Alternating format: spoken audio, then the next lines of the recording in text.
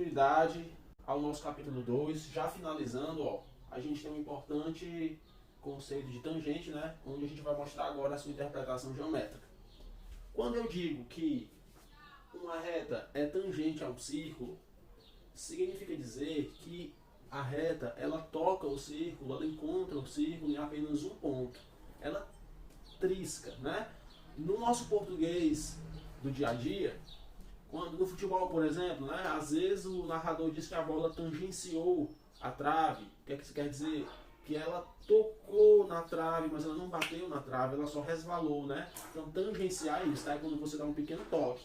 Aqui no caso, ó, é quando a reta toca o círculo em um único ponto, beleza?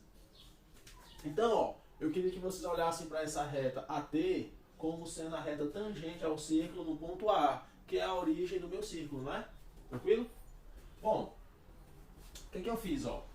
Eu tracei essa reta e eu fiz o prolongamento desse raio aqui, ó. Então, qual é a nossa definição de tangente? Da mesma forma como nós definimos isso como seno seno, isso como cosseno, a tangente, por definição, ó, é o comprimento do segmento que vai do ponto A até esse pontinho T, ó. Lembrando que esse ponto T, ele é obtido da interseção da tangente com o prolongamento do raio. Tranquilo? Então, nós temos essa definição, né? Que o comprimento do segmento AT é a tangente de alfa. Bem, a seguir vem uma relação muito importante que envolve tangente, seno e cosseno. Pessoal, esses desenhos aqui, ó, eles são extras, tá certo? E aí eu coloquei para que a gente pudesse entender essa relação, ó. Quando a gente baixa as duas projeções, tanto em relação ao y como ao x, ó, a gente já sabe que esse segmento representa o seno e esse o cosseno, né? Mas aí, se você for reparar, ó, nós temos dois triângulos retângulos nessa figura. Nós temos o triângulo OP, PX, eu chamei esse ponto de PX, e nós temos o triângulo OTA.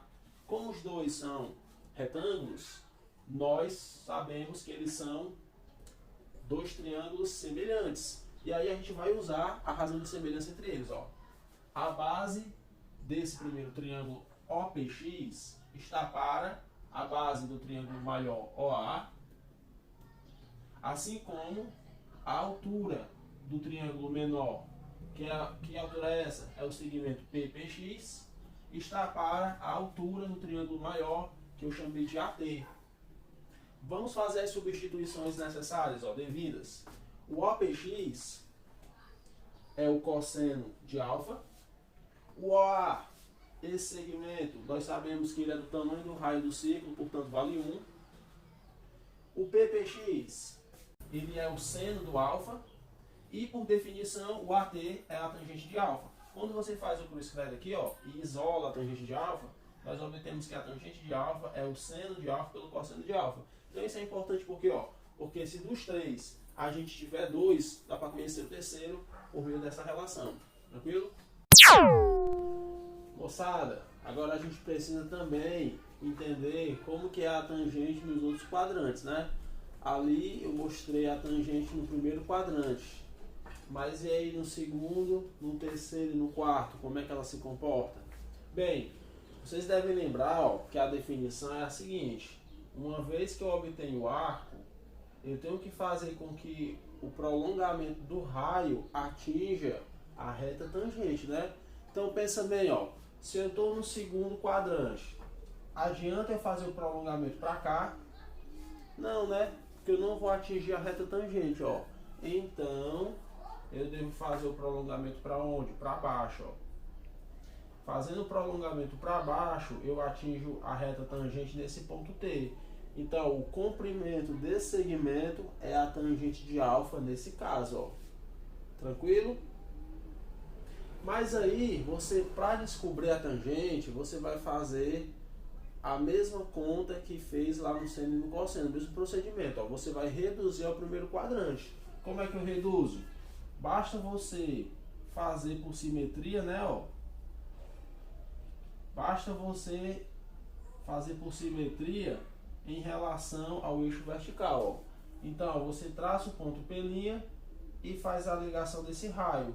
Então, esse ângulo aqui, ó, é o alfa, é o que você quer. Então, numericamente, eu vou calcular a tangente de alfa, mas eu já sei que o seu resultado vai ser negativo. Ou ainda, se você quiser, você pode usar aquela ideia que a gente estava usando, né? Ó, quando eu venho parar aqui, basta eu saber que para chegar em 360, falta eu andar um ângulo alfa. Ó. Então, eu ando alfa no primeiro quadrante, beleza?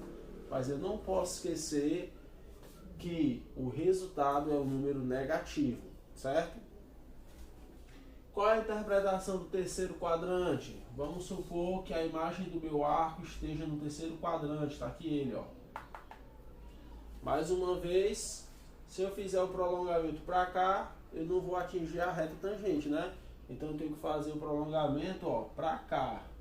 Mas se você for reparar, ó, esses pontos são simétricos, né? É aquela simetria pela origem, né? Ó, porque eles são diametralmente opostos.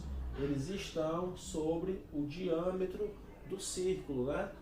Então, ó, eu vou chamar esse ponto aqui de P'.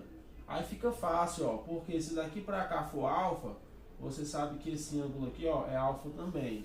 Tranquilo? Fernando, e quanto ao sinal? É positivo ou negativo? É positivo porque quando eu faço a simetria, ó, automaticamente, quando eu faço aqui a definição, na verdade, automaticamente eu vou atingi-lo com um comprimento positivo, ó, acima do zero, beleza? Fernando, e o quarto quadrante? Primeiro, segundo, terceiro, quarto. Se o meu arco tiver imagem no quarto quadrante, como é que é o raciocínio?